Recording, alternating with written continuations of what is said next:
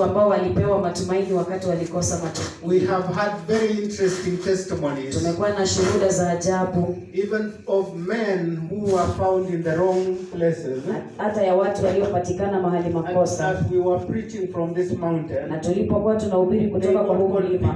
And they called this mountain. Wakashawishika na wakapiga simu. They told us that I am now repenting for the sins that I have committed against my family. Wakatuambia kwamba sasa ninatubu dhambi ambazo nimetenda kinyume na familia yangu. And that I am taking all that belongs to me and going back to my family. Na kwamba ninachukua vyote vilivyo vyangu na kurudi katika jamii yangu. We have had people who have wanted to commit suicide. Na tumekuwa na watu ambao walitaka kujiua. People who were on the verge of taking away their lives. Watu ambao walikuwa wamefika karibu kumaliza maisha yao. And because God intervened through this mountain. Lakini kwa sababu Mungu aliingilia kati kupitia kwa mlima. A second lease of life. Walipata nafasi